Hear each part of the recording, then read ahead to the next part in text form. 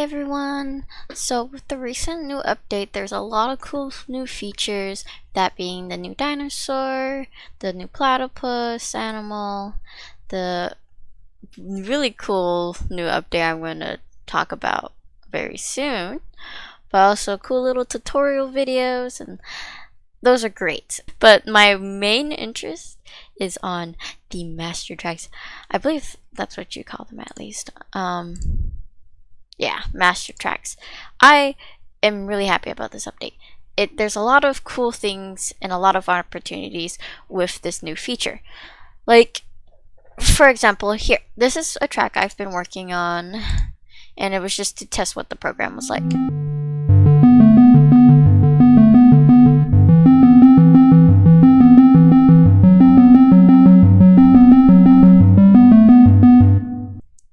What do you guys think about that? So making that particular melody has helped me really get used to the programs and the mechanics. So we have create track, load track, re-export track. Re-export track allows you to play other pieces that are on your other devices. Let's say I make something on the phone, but right now I'm playing on the PC. I can have tracks be accessible through different consoles or different devices. So I had made these two on my phone. This is the familiar one that you're used to, which is Suite 1. The other one I had done was I attempted to do Howl's Moving Castle, and it was very hard. It was for a merry-go-around, but I was able to get something together.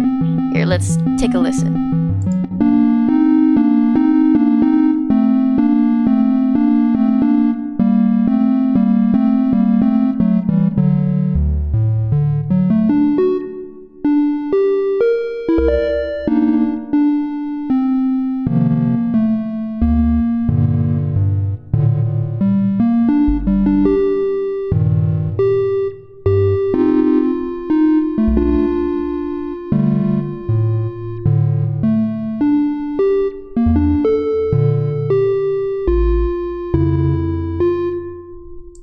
So that's just a little bit of what you could do. There's so many possibilities, so many different options you can do. Let's say you're a Star Wars fan and you like to listen to Star Wars movies. Then there you go. Like, this feature allows you to just go to your den, or every time you go to the den, just listen to your favorite soundtrack, whether it be Star Wars, anime music, and anything you like. But the thing is, you have to have some kind of knowledge or practice when putting the music together, right? Because there's no easy cheat sheet showing, oh, this is the exact steps and these are the exact places and lengths of, and octaves also, of each note. So that's the difficulty in it. You will maybe find online the cool piano videos that like kind of show you a tutorial as to do it. Those will become super handy when making pieces on the Mastertracks. One thing, there's some features I want to point out. There's the keyboard on the side. The keyboard on the side gives the major chords.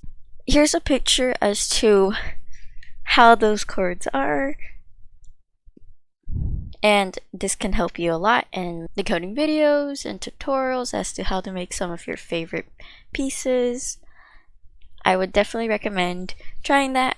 To extend your song length, you just click this button, makes your song longer. To zoom out, use this button. Pretty explanatory. Some of the features I would want to talk about is how many instruments you can add. You can add different instruments. That means you have different layers. So let's say here could be the melody with piano, right? And then instrument 2 could be like the drum, which creates the beat. Oh wow, and there's different sound effects.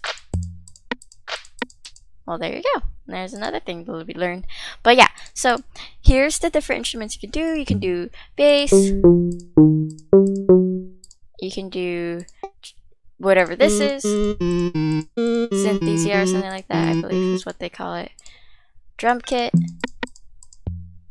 And just a simple piano.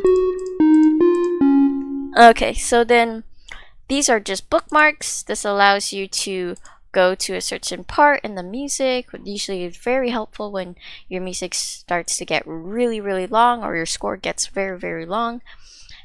This just allows you to skip to wherever your cursor is, which is this, or wherever there's a term for it, but I do not know at the tip of my tongue right now.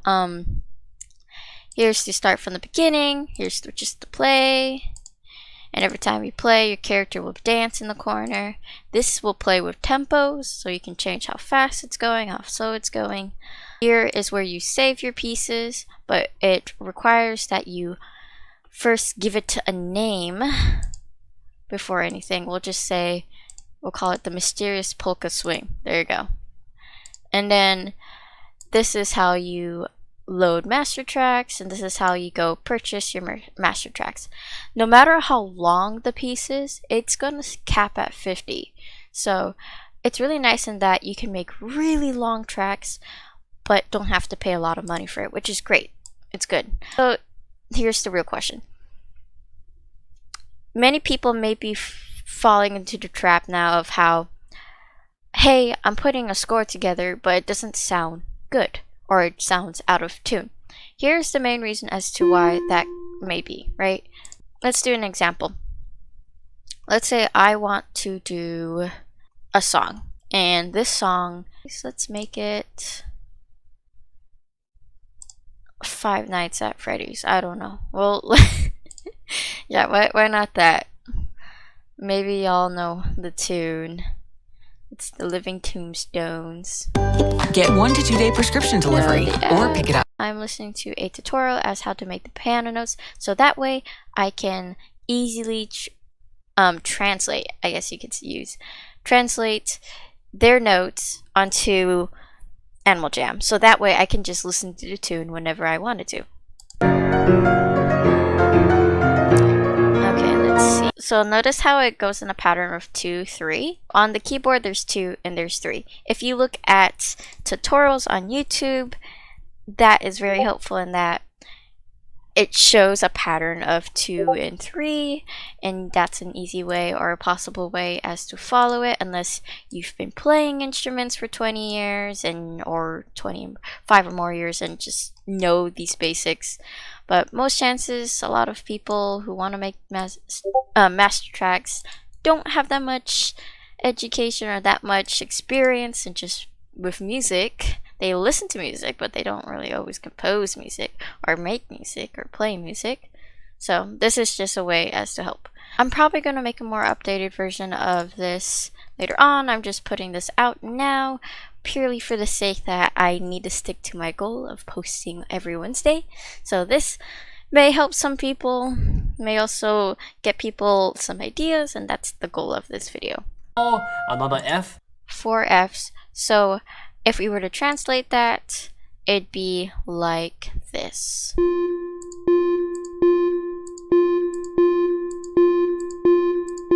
So then you have those first 4. Let's go start from the beginning. Play. Woof. Okay, so first.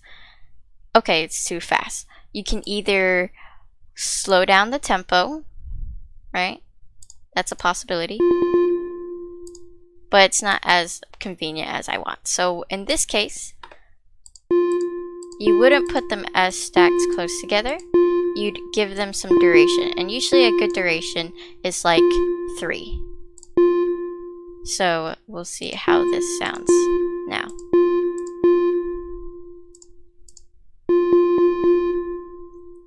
Okay, that works. And then the next steps given. This is why it's super helpful to follow online videos. This is going to be lower key. So that's another thing. There's duration, which you can adjust through here or through the scroller. And there's octaves. So octaves play a key role in just getting a range of notes. I noticed there are some people who have made tracks and they haven't used the octave function, and that's why a lot of their keys or a lot of their notes seemed a little out of tune. I have this problem too, because it's just I don't know. It's currently almost 12 and I am exhausted, so I just given up at some point. But there's some hesitance in this, so I'm going to give it a space so it acknowledges that hesitance. And then let's start from the beginning. Okay, interesting. Oh, I see why. See, Octave. Octave can play a key role in making sure your music sounds right. So if something sounds wrong, you usually have to go by ear for this part. If something just sounds wrong, it usually has to do something with Octave. So that's another really good method, is just continuously checking each time you add a couple new notes. It's good to go back from the beginning of the song and to listen throughout your song. So that makes sure everything's right, everything's in the right octave, everything's in the right spacing. So another key shortcut is to use your W, S, D, A, and space. So that's another really fast way instead of clicking. But I feel like clicking is going to be a little bit more helpful in this case. It's a lot of process of, unless you know music and how to write music. I unfortunately do not. But unless you do, right? You could just make this out of your ear, and you could just do this because you've been doing it so many times. You're used to the notes, you know where all the placements are, you know your scales, and this would be so much easier. But unfortunately, not everyone is built that way, so this is why here's a method as to how I do it, how I make tunes. It's a lot of fixing with duration, because usually it's better to make a longer note than a smaller note. The smaller notes just go by too quickly unless you're making a piece with a lot of really fast notes. So I recommend using the duration tool a lot and using the octave tool a lot. If something sounds out of tune, remember, use your octave tool and it usually will fix it. The best way to go with the octave tool is by going by ear. So this is what I recommend. But yeah, guys, have fun with making your master tracks. So far, we have created the first part of Five Nights at Freddy's track. This was just my example. I don't know if it was my best example, but it's gonna have to do the trick.